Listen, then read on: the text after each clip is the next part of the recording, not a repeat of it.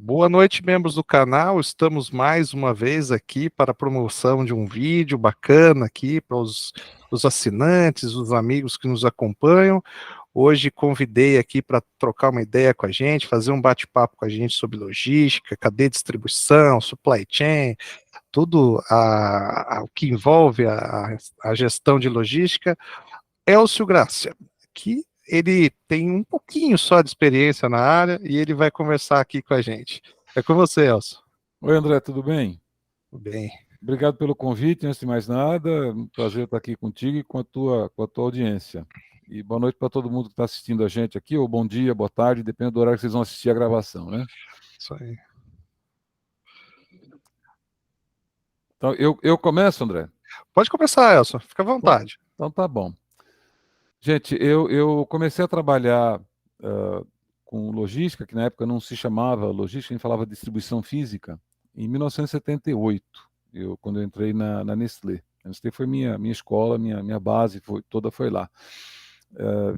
Se eu não me engano, foi uma das primeiras empresas no Brasil a ter áreas específicas, departamentos específicos para cuidar de distribuição física, que era só a logística de entrega, só a logística de saída, o outbound em inglês, né? Mas foi uma escola, cara. Eu aprendi demais lá. Eu comecei comprando frete, né, comprando frete de abastecimento de fábricas, depois comprando frete de abastecimento de CD, da fábrica para o CD, cuidando da programação de abastecimento também. A minha grande sorte é que eu era o que se chamava o volante do departamento, eu cobria férias. Então eu tinha 3 meses por ano de uma posição fixa e os outros 9 meses eu estava rodando por funções diferentes. Por isso que foi uma tremenda escola, uma sorte muito grande. Na minha época, quase toda a equipe começou como estagiário, eu fui um dos 10, 15% que começou como escriturário, né? Então, realmente foi muita sorte. Nesses 10 anos quase que eu fiquei na Nestlé, eu passei por todas as áreas de abastecimento da linha seca, e na época a Nestlé tinha 3 empresas coligadas, a Chamburci, a Iopa e a Findus, que faziam iogurtes, sorvetes e comidas super geladas.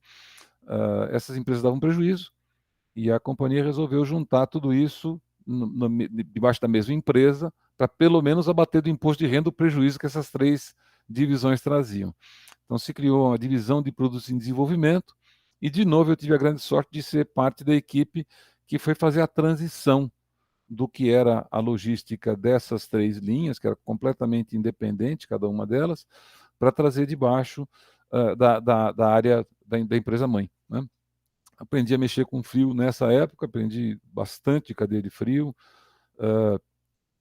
e depois de 2 anos e meio, quase 3, dessa integração, eu fui transferido para o Centro de Distribuição de São Bernardo do Campo, como gerente de operações.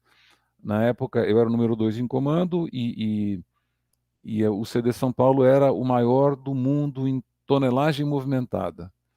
Se a memória ainda está funcionando, eram 240 mil toneladas por dia que a gente distribuía, alguma coisa desse tipo. Posso estar errado. Mas, enfim, atendendo São Paulo, Vale do Ribeira, Vale do Paraíba e Litoral, né? Foi outra também de escola, quer dizer, eu nunca tinha tido um subordinado na minha vida. Tive uma transição, eu tive 2 subordinados durante 2 meses, o primeiro mês um de férias, o segundo mês outro de férias, no terceiro eu fui transferido para São Bernardo e tinha 170 colaboradores trabalhando comigo. Então foi outra fogueira legal. Aprendi demais gerenciando o dia a dia da operação do centro de distribuição, interface com as equipes comerciais, né, com os diretores de vendas da região, e aprendendo a mexer principalmente com o frio. O frio era muito novo para mim. Eu nunca tinha mexido com isso, não. Consegui uma sinusite crônica na época, por abuso de câmara fria, mas aprendi bastante também. Da Nestlé, dessa posição em São Bernardo do Campo, eu fui convidado pela Martin Brauer, que é a empresa que faz a logística do McDonald's no Brasil, é o maior operador logístico que atende o McDonald's no mundo inteiro, e acabei aceitando. A Martin Brauer era muito pequena na época, o McDonald's tinha 28 restaurantes em São Paulo e Rio de Janeiro, e ela tinha acabado de mudar de uma garagem para 2 caminhões no bairro do Limão, para uma estrutura que podia se chamar de um centro de distribuição no Embu, que compartilhava, inclusive, o prédio com a empresa que fazia os produtos de carne e frango, chamada Brasdo. Hoje essa empresa é JBS. Ela foi adquirida pela JBS. Então a gente dividia a instalação, era um único prédio, num extremo estavam as câmaras frias, no outro extremo o armazém seco, e no meio estava a planta de carne. Então eu fui contratado como gerente geral da empresa, basicamente para montar o esqueleto da logística, né? Mas depois de sair da Nestlé e entrar lá, eu descobri que a empresa tinha recebido um ultimato do cliente. Ou botava a operação em ordem, eu ia perder o negócio. E era o único cliente que a gente tinha. E a solução para botar a operação em ordem foi me contratar, mais nada.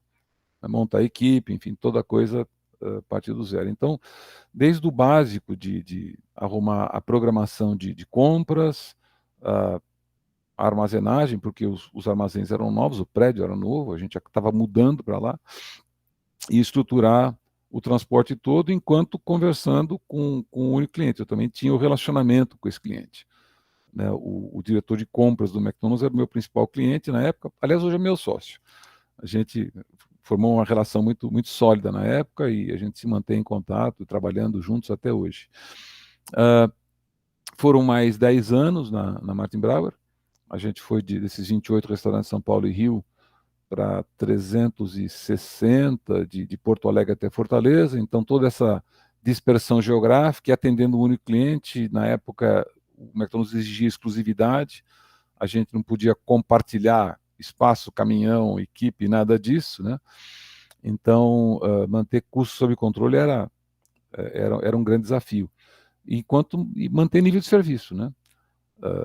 Primeira coisa que me pediram é você tem que fazer 99,8% das entregas sem erro, de cada para 100 caixas que você entrega, 99,8% delas você não pode ter invertido, não pode ter avariado, não pode ter feito nada errado.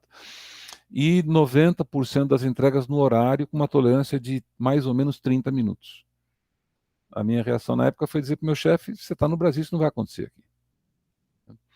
E a negociação que aconteceu foi, tá bom, mas você faz a estatística? O relatório bonitinho, nosso padrão, claro que eu faço, isso é muito bom, né? E começamos a fazer, ele me falou, você me entrega, ele falou clean, cold and on time, frio, limpo e no horário, e eu não vou te encher o saco. Então tá bom, por um ano foi isso que eu tive. Depois de um ano ele veio me perguntar se eu lembrava da conversa.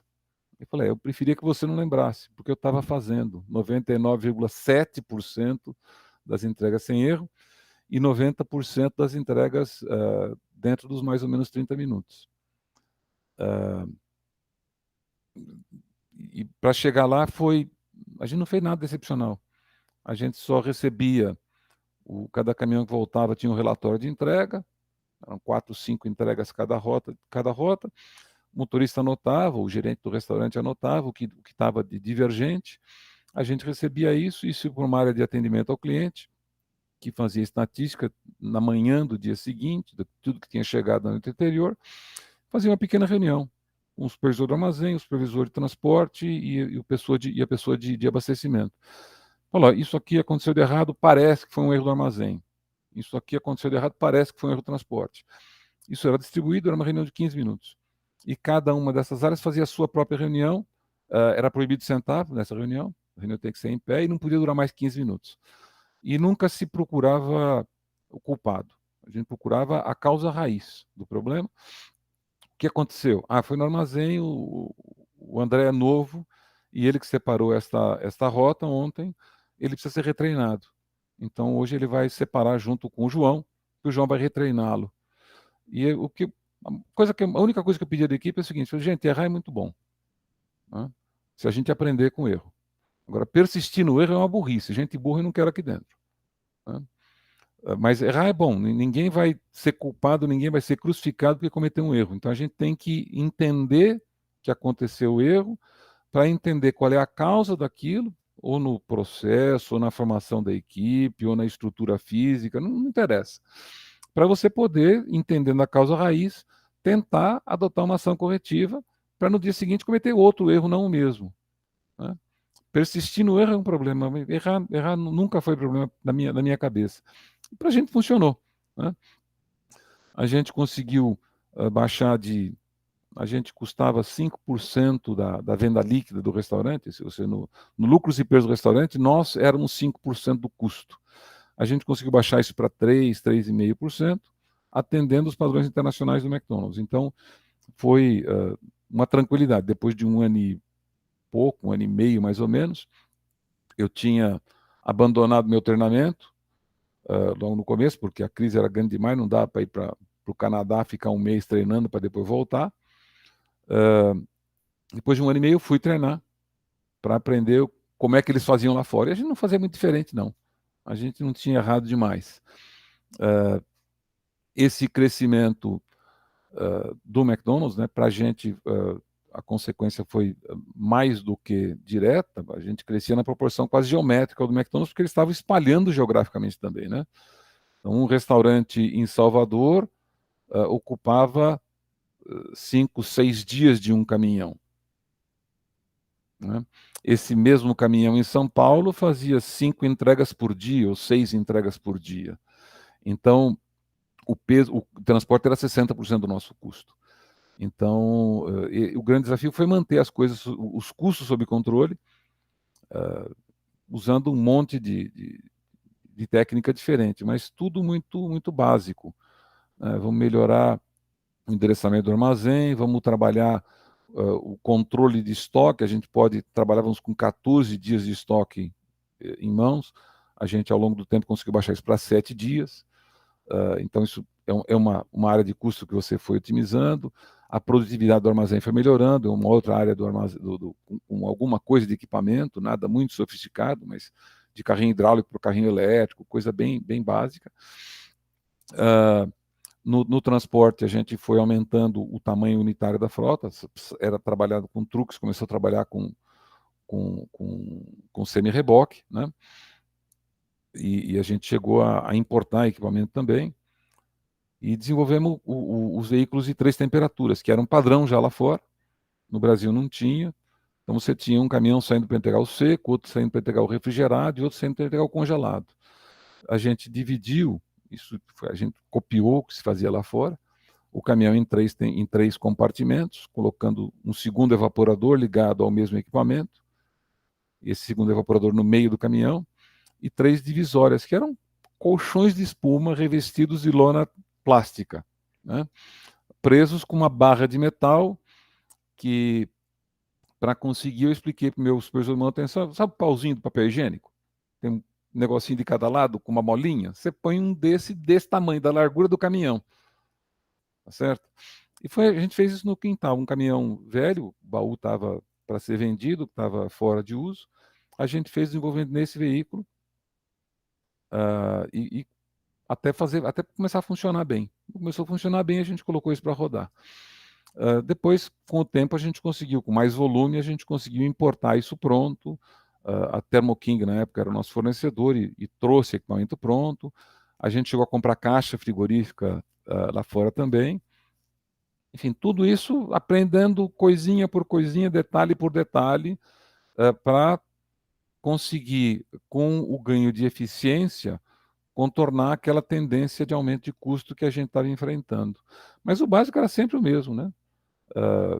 Manter o estoque em ordem, manter o produto bem conservado uma vez que estava na nossa mão, programar os caminhões direitinho. A gente fazia roteirização em folhas quadriculadas de papel A3, você cola 3 delas, você desenha uma linha contínua, e cada quadrículo é 1 hora, você bota os 7 dias da semana, as 24 horas do dia, e você começa a falar, esse caminhão vai começar a carregar a tal hora, leva tanto tempo para carregar, vai até aqui, depois ele vai para tal lugar, a velocidade média é 30 km por hora, porque está dentro de São Paulo, então ele vai levar tantas horas ou tantos minutos, ele vai levar tantos minutos descarregando, tantos minutos se locomovendo até o próximo, e assim por diante. Exatamente o que a gente começou a fazer depois de alguns anos com o roteirizador. A gente foi acho que a segunda empresa a usar o Roadshow no Brasil. A primeira deve ter sido a Ambev, e a gente começou a usar o Roadshow logo atrás deles. A gente quase comprou antes da Ambev o Roadshow, mas acabou comprando depois porque a nossa dúvida era um pouco maior se viabilizava o custo daquele investimento todo. Mas, enfim, o Roadshow faz exatamente isso. De novo, pequenas coisas, né? Existia um roteirizador que era padronizado em operadores logísticos do McDonald's, chamado Trucks, e que ele otimizava ou o tempo de viagem ou, ou a quilometragem rodada. O algoritmo só fazia uma coisa ou outra, e você, é entrega urbana, eu quero o tempo, é entrega de média distância, eu quero a quilometragem. E o Roadshow foi criado por uma pessoa que era da empresa que criou o Trucks e que desenvolveu um algoritmo que otimizava custo. Ele associou cada item de custo na composição de custo de uma frota ao tempo ou à quilometragem rodada. Então você não precisava virar a chavinha de um lado para o outro. Ele otimizava o custo. Foi uma briga muito grande, porque, enfim, todos os pares da gente no mundo inteiro usavam o outro software. Então a pressão internacional era: por que não esses? Por que esses são os diferentes? Vocês são os brasileiros, vocês são os pequenos, e vocês querem saber mais do que a gente que está fazendo isso há 40 anos. Mas, enfim, deu certo. O McDonald's apoiou a gente tinha confiança do cliente, pelo menos, então isso garantiu a coisa.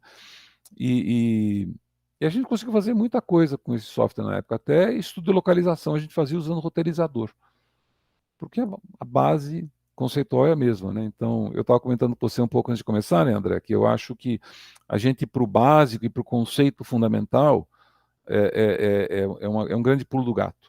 Porque primeiro você aplica o conceito em qualquer área. As diferenças de uma indústria para outra ficam muito pequenas quando você está no conceito básico e não na forma comum de se operacionalizar no mercado, né? Na melhor prática do mercado.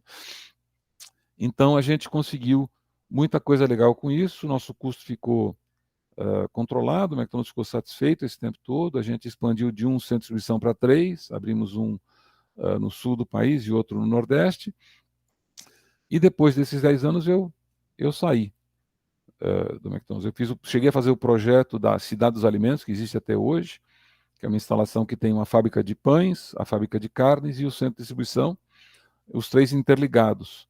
Então, o final da linha de produção de hambúrgueres e de produtos de frango é dentro do freezer do operador logístico. E o final da linha de produção de pães, se for congelado, também é dentro do freezer. E se for seco, ele sai por docas, mas é carregado pelo operador logístico naquelas docas. Então, os dois maiores itens de peso e de volume não são transportados até o centro de distribuição. A gente conseguiu um nível de eficiência para o cliente muito grande. E isso é uma coisa que ajudou demais. Eu estava saindo da Martin Bell, mas estou voltando, né? Isso é uma coisa que ajudou demais a gente a manter custo sob controle. O McDonald's e a pessoa com quem eu interagia no McDonald's, as pessoas com quem eu interagia no McDonald's entendiam muito bem custo total de propriedade. Então eu nunca fui cobrado só pelo custo do meu serviço, mas pelo custo do meu serviço dentro do portfólio de serviços que era comprado. Então, se eu estou entregando 3 temperaturas de uma vez só, eu estou permitindo que esse restaurante se concentre na atividade primária dele, que é atender o cliente. Eu não vou interromper o trabalho do gerente do restaurante mais vezes por semana, porque o caminhão só para uma vez, não são 3 caminhões parando. A segunda coisa, eu mantenho um estoque menor nesse restaurante, que é um ponto comercial, que custa por metro quadrado muito mais do que custa o metro quadrado de um centro de distribuição, né? Então, o McDonald's sempre teve isso muito claro, e isso ajudava muito a gente. Então, esse projeto da Cidade dos Alimentos, por exemplo, ele eliminava custo de transporte e de abastecimento do CD. Não era o custo pelo qual eu respondia. Esse custo, quem respondia por isso era a área de compras do McDonald's, que negociava o preço, a especificação do produto e a condição de pagamento de cada produto, de cada insumo que entrava. Então, mas essa filosofia ficou muito impregnada em mim principalmente. Isso foi um grande aprendizado que eu tive nessa segunda grande escola, que foi o McDonald's.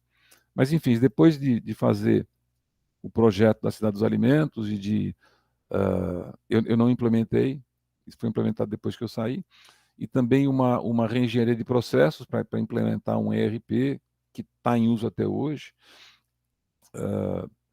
Eu saí e acabei, não muito diretamente, mas acabei indo parar no próprio McDonald's. Eu acabei indo trabalhar em operações de restaurante. Eu fui diretor regional no Nordeste do Brasil por 3 anos e meio, e o que se fazia com o diretor regional era localizar ponto, negociar a compra ou aluguel daquele ponto, fazer o projeto do restaurante, identificar candidatos à franquia, selecionar os candidatos, treinar os candidatos e dar todo o apoio de consultoria em operações, em treinamento, em recursos humanos, em manutenção, em todas as áreas do negócio, tanto para os franqueados quanto para os operadores de lojas próprias, né? Então eu fiquei morando em Recife, responsável pelos 9 estados do Nordeste, 3 anos e meio. E, cara, eu não percebi isso na época, não, mas eu usava princípios de logística com tanta intensidade quanto eu usava enquanto estava na Martin Brauer. A gente ficou lá, eu fiquei lá 3 anos e meio, eu tinha uns 15 restaurantes em 5 cidades quando eu cheguei lá, e em 3 anos e meio eu deixei 54 restaurantes em 15 cidades. Então era uma equipe de 14 pessoas, dessas 14 pessoas, 11 viajavam o tempo todo. Então, a programação de viagens, quando é que a gente se encontra para fazer reunião, onde é que eu faço treinamento dos restaurantes e como eu faço o treinamento dos restaurantes. Vem todo mundo para cá ou eu levo o treinamento para cada um de vocês. Princípios básicos de programação de produção, programação de armazém, programação de compra, que a gente aplicava nisso também. De uma forma muito natural, sem pensar muito a respeito. Depois desse período enfim, foram 4 anos entre treinamento e estar lá na Regional Nordeste, eu fui convidado a participar de um projeto internacional que visava padronizar processos e tecnologia para finanças, recursos humanos,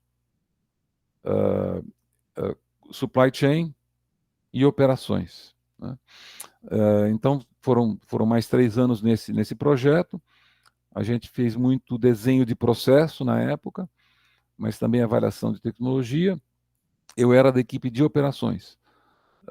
Interagia muito com a turma de logística, de supply chain, mas eu era o cara de operações que era metido e entendido, né? Esse projeto, ele foi morto, ele foi assassinado a 60 dias da primeira implementação, por um problema estratégico da empresa muito grande. A empresa parou de investir no projeto e manteve muita coisa do que foi desenvolvido, mas não implementou o projeto. Então a equipe, na época eram 400 pessoas, muita gente foi liberada, muita gente saiu da empresa. Eu acabei virando um consultor interno. Não tinha esse título não, mas eu era um consultor interno. Eu fui trabalhar para o diretor de operações da América Latina, e eu prestava consultoria em gestão da cadeia de abastecimento, logística e tecnologia para essas funções para a América Latina. 20% do meu tempo era global, então eu me reunia com meus pares nas outras regiões do mundo. A gente trocava melhores práticas, fazia projetos em comum, e compartilhava os aprendizados. E 80% do meu tempo era trazendo isso para as várias regiões da América Latina, do México até a Argentina. Foi um período muito interessante, viajando demais. Eu viajava talvez mais do que eu viajava nesse projeto internacional, quando eu ficava 2 a 3 semanas por mês fora. Mas muito legal, né? Entender a necessidade específica que o pessoal tinha em Porto Rico, no Caribe, na América Central, no México, em cada região. O desafio era um pouquinho diferente, a prioridade era um pouco diferente, a estratégia era um pouco diferente, e eu tentava trazer o aprendizado, um pouco da minha experiência, claro, mas de uma região para outra dentro da própria América Latina, do que era do globo, do que era global também para cada região da América Latina. E meio que aprendi a virar consultor aí, sem querer e sem ter consciência sem ter muita noção de que isso estava acontecendo, né? Eu fiquei mais 4 anos nessa posição, e logo que o McDonald's decidiu vender a operação da América Latina para aquilo que é o master franqueado hoje, o maior do mundo, a Arcos Dourados, eu acabei saindo. Eu ajudei a montar a sala de guerra para essa venda, na área de supply chain, e logo depois eu saí. Fiquei mais 3 anos e meio próximo do McDonald's. Eu fui trabalhar na Rave Global Solutions. A Rave é um prestador de serviços de tecnologia e de metodologia para supply chain. É o segundo maior fornecedor do McDonald's no mundo. Só é menor em volume que a Coca-Cola. Mas é um grande desconhecido, porque é um prestador de serviço, trabalha no bastidor, né? E na Rave eu era a pessoa de business development, de desenvolvimento de negócios para a América Latina. Ou seja, o meu negócio era ir buscar outros clientes a não ser o McDonald's para aquele tipo de solução que a gente tinha desenvolvido com o McDonald's. Viajei muito para o México nessa época. A FENSA era um cliente que eu herdei, e a FENSA tinha a matriz em Monterrey. A gente trabalhava com a equipe global de compras deles, atendendo todas as divisões. A Oxxo, que agora está no Brasil, era o maior usuário do serviço da gente. A gente vendia também, para a Oxxo a gente vendia muita embalagem, desenvolvimento de embalagem. Mas, enfim, viajava muito pela América Latina toda tentando vender os outros serviços. O México era um grande foco, porque era um cliente que eu tinha que dar apoio direto, né? E depois desses 3 anos e meio, eu saí da Rave e resolvi virar consultor de verdade, e não só de faz de conta, né? Então, desde 12 anos, eu sou um consultor independente. Meu foco é gestão da cadeia de ponta a ponta, né, da fazenda até o usuário final, até o consumidor final. E eu gosto de trabalhar no nível mais estratégico. Eu acho que, como consultor, eu acho que o maior valor que eu posso entregar para um cliente é ensinar para o cara que não dá para otimizar a cadeia. E o ótimo não existe de uma forma tão genérica assim. Existe o mais adequado para aquela indústria, para a estratégia que aquela empresa está adotando naquele momento, né? Então, adequar a arquitetura da cadeia à estratégia do negócio, na minha visão, é o maior valor que eu posso aportar como consultor. É claro que eu faço outros projetos, eu faço projeto de layout de armazém, de otimização de rota, enfim, aquilo que o cliente quiser comprar, e a gente tiver conhecimento para vender, a gente está aí. Mas o que eu gosto de vender é isso, porque eu realmente acredito que isso aporta mais. Assim, se você for olhar 80-20, isso são os 20% do esforço que dá 80% do resultado de forma muito, muito grosseira. E, por último, né, nos últimos 4 anos, eu também sou sócio de uma startup de tecnologia chamada NASA. Eu esqueci até de tirar o logotipo da tela. Não foi de propósito, que eu tive reuniões o dia inteiro no Google Drive, no Google Meet, então esqueci de tirar mesmo. O que a gente faz, eu sou o CEO da empresa hoje, eu tenho 3 sócios, nós todos somos oriundos de alguma forma do McDonald's. Então, um deles era esse diretor de compras, o outro foi meu chefe, que era o diretor de operações da América Latina, ele foi diretor mundial de qualidade do McDonald's, e o outro é o cara que trouxe, era o padeiro, o cara que trouxe a empresa que fazia o pão para o McDonald's aqui para o Brasil. Ele foi sócio Brasil, América Latina e depois mundial dessa empresa. E o que a gente faz é criar soluções de visibilidade para a cadeia, né? Para explicar bem rapidinho, sem fazer propaganda demais, a gente entende que uma cadeia de abastecimento é feita por uma série de silos de informação. E ninguém se dá o trabalho de juntar isso, a não ser que haja uma crise. Porque é muito trabalhoso e muito demorado. Até você juntar tudo, o que você podia ter de benefício com esses dados todos juntos já é tarde demais para obter. Então, o que a gente quer é juntar esses dados numa única plataforma desde o começo e fazer análise de causa-raiz das perguntas que a gente não costuma fazer, né? Usando, eventualmente, até inteligência artificial, machine learning, mas no começo é uma coisa muito básica. A ideia é você estar numa fazenda, você colheu alguma coisa, alface, na hora que você reconhece isso, você escaneia isso com RFID ou com código de barras, a gente vai perguntar para o sistema da fazenda de onde veio a semente, quando foi colocada no solo, qual é o fertilizante, qual é o defensivo, qual é o tratamento da água, as certificações do pessoal, enfim, todos os fatores de produção. Depois você começa a pegar fatores ambientais, enquanto isso é transferido para um centro onde vai ser processado, você vai juntar isso com outras matérias-primas, pegar fatores de produção depois de novo na linha de produção. Essa alface vai ser picada, uma cenoura vai ser ralada, vai fazer um mix de salada, sei lá eu. Então, a temperatura da água, percentual de cloro, etc e tal. Junta os dados de todas as matérias-primas do produto acabado e continua fazendo isso, fatores de produção, fatores ambientais, até isso chegar no consumidor. Dá para fazer muita coisa em qualidade, dá para fazer muita coisa de compliance, né, de atender legislação, dá para fazer muito reporte de ESG, mas o que a gente acha que vale a pena mesmo nisso é ganho de eficiência operacional, fazendo análise de causa raiz do processo de ponta a ponta nessa cadeia inteira. Tá? Então, nesses últimos 4 anos, é mais ou menos metade do meu tempo com a NASA, fazendo interface com o pessoal de tecnologia, fazendo prova de conceito, conversando com o cliente, etc. e tal, aprendendo a mexer com RFID, com código de barra, com escambau, tá certo? E apanhando bastante de tudo isso. E a outra metade do meu tempo continuo sendo consultor. Estou com um projeto interessante agora, onde estou fazendo exatamente aquilo que eu disse que eu gosto de fazer, alinhar a arquitetura da cadeia com a estratégia da empresa. Estamos no último mês do projeto, tá muito divertido isso. E isso são 40 anos em não sei quantos minutos eu fiquei, acho que em 20 minutos. Não, foi sensacional. Quando o senhor contava aí, meu, imagina assim, a gente que viveu um pouco da indústria, assim, imaginar como é complexa, né, toda essa cadeia logística do McDonald's, né? Como você bem citou, o alface, né? Pô, começou lá no alface, né? Depois a cenoura ralada, quanto que, né, o tanto de operações, né? E isso tem que ser muito rápido, né? E não pode ter falha. Num, o tempo é daí o produto a frio que a gente não, né, dentro do Brasil, pegou um trânsito, e agora? O que eu faço? Né?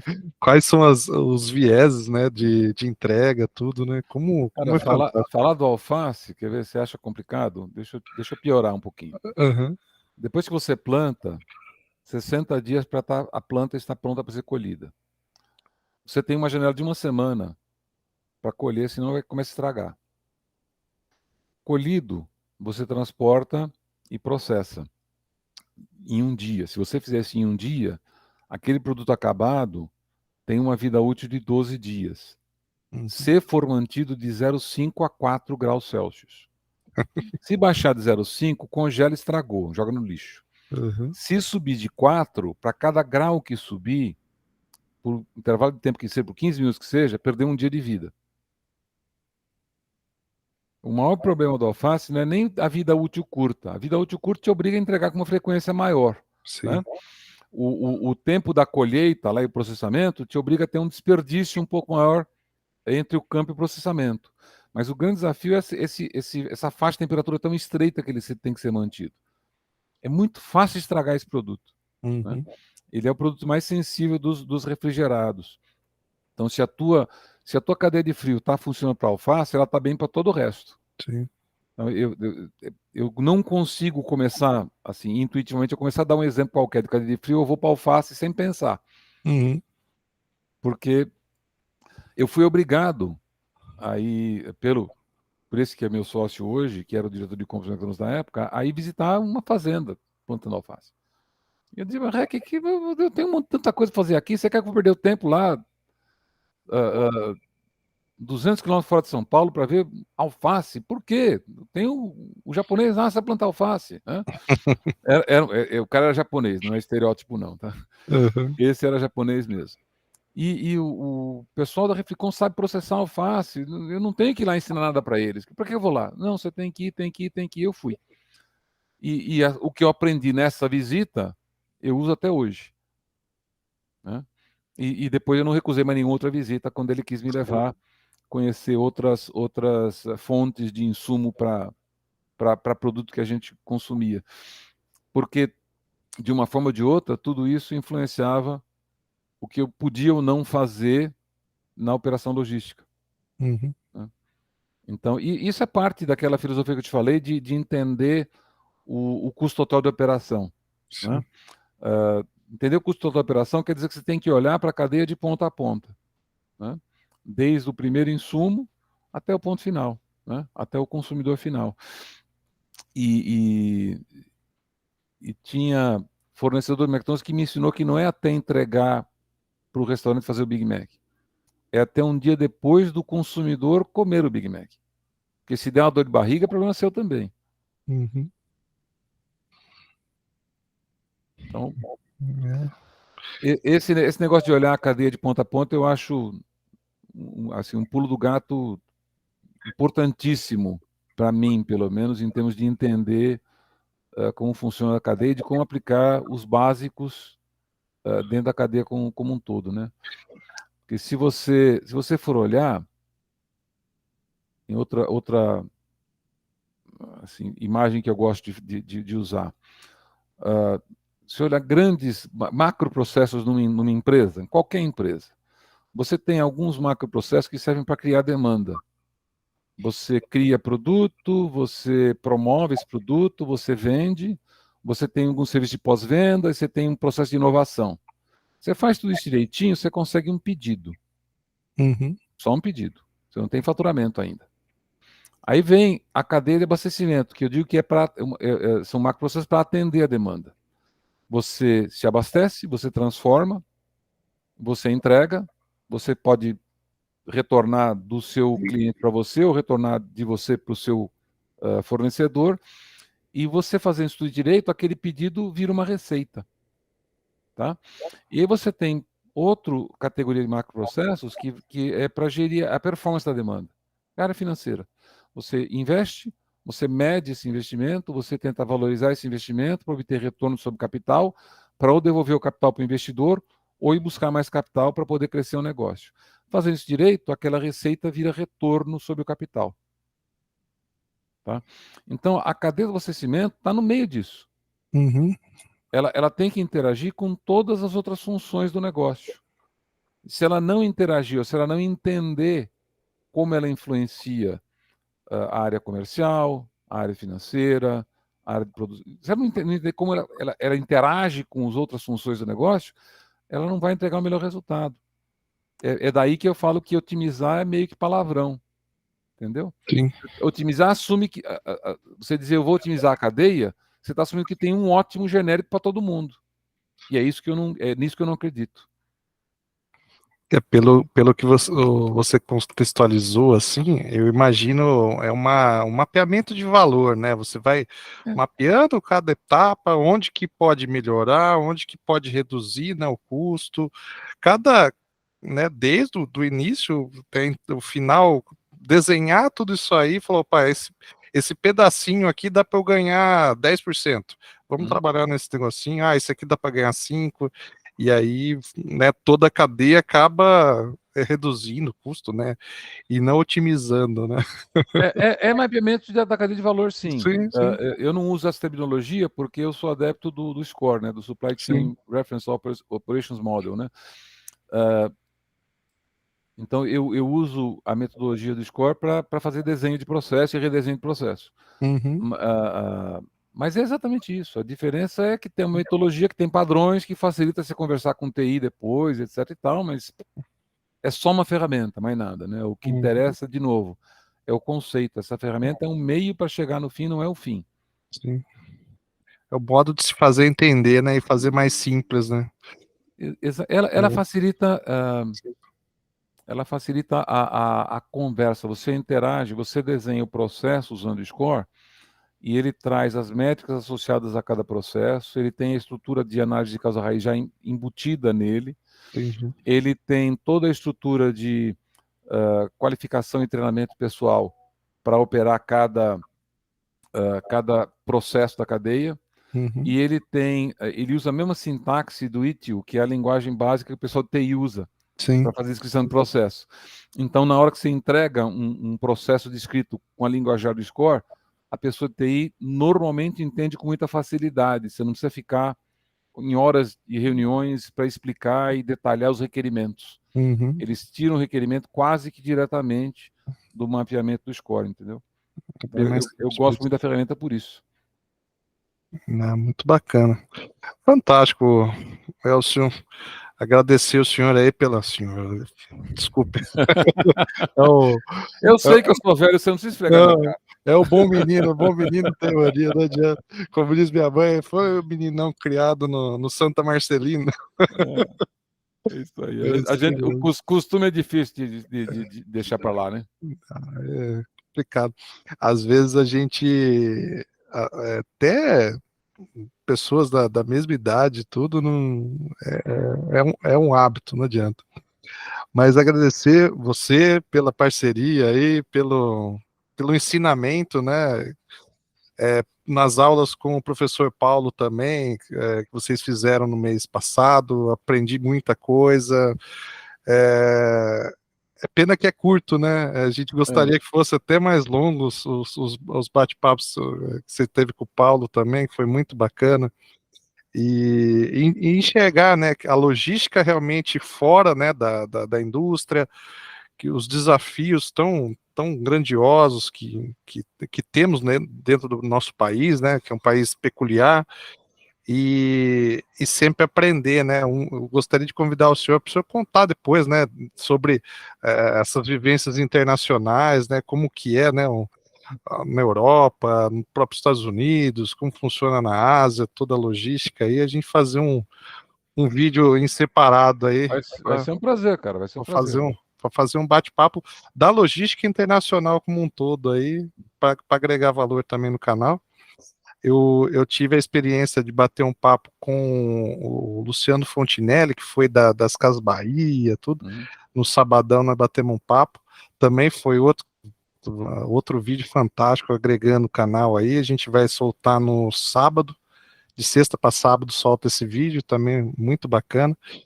Tiver a oportunidade de assistir também, um grande case aí de sucesso também. Um cara, como diz ele, veio da favela para o sucesso.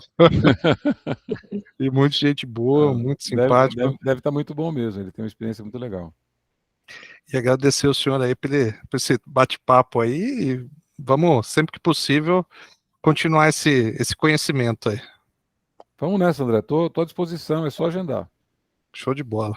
Tá bom? Obrigado, Obrigadão mais uma vez. obrigado de novo pelo convite, obrigado pela tua audiência, pela atenção que vai dispensar aí e até a próxima. Excelente. Obrigadão. Fica com Deus. Você também. Tchau. Tchau, tchau.